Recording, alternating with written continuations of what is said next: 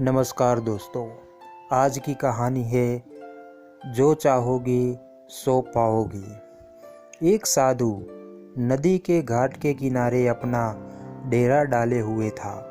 वहाँ वह धुनी जमाकर दिन भर बैठा रहता और बीच बीच में ऊंची आवाज़ में चिल्लाता, जो चाहोगे सो पाओगे।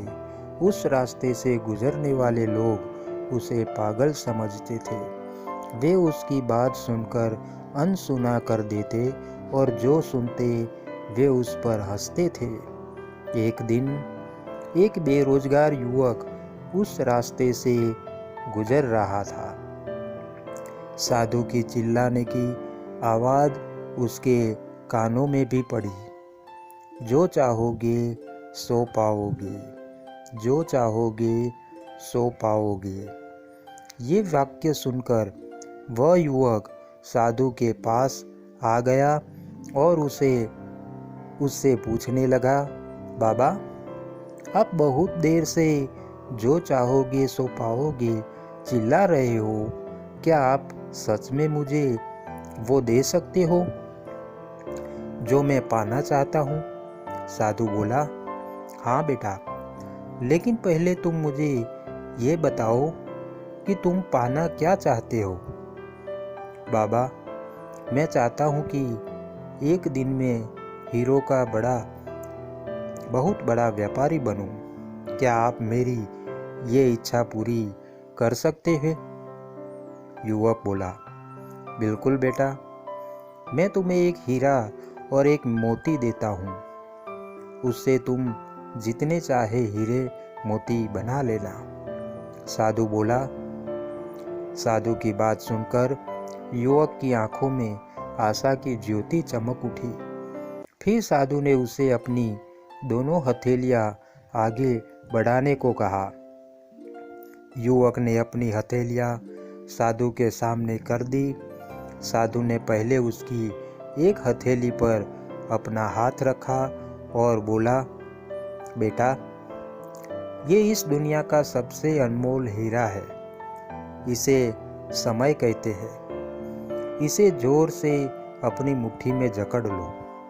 इसके द्वारा तुम जितने चाहे उतने हीरे बना सकते हो। इसे कभी अपने हाथ से निकलने मत देना। फिर साधु ने अपना दूसरा हाथ युवक की दूसरी हथेली पर रख कर कहा कि बेटा, ये दुनिया का सबसे कीमती मोती है। इसे धैर्य कहते हैं।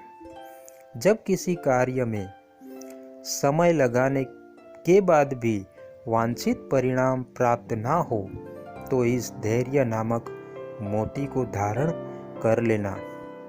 यदि यह मोती तुम्हारे पास है तो तुम दुनिया में जो चाहो वो हासिल कर सकते हो।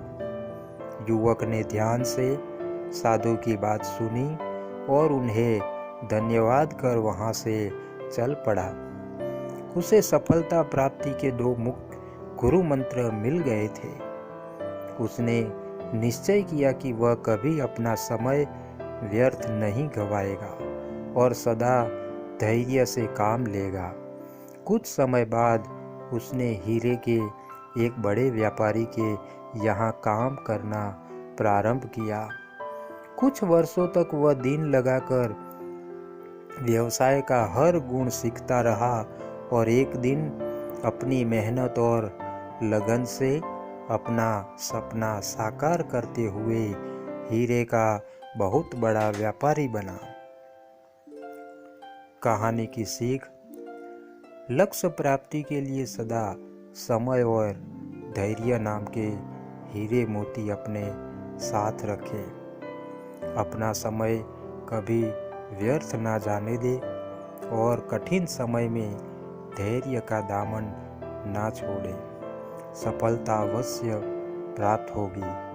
आशा करता हूँ कि आपको यह कहानी अच्छी लगी होगी। अगर आपको यह कहानी अच्छी लगी है तो एक लाइक और एक शेयर ज़रूर करना। दोस्तों चैनल को सब्सक्राइब करना मत भूलना।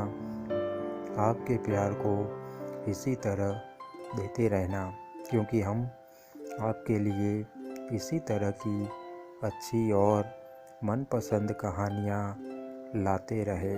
धन्यवाद दोस्तों, फिर मिलेंगे एक और नई कहानी के साथ।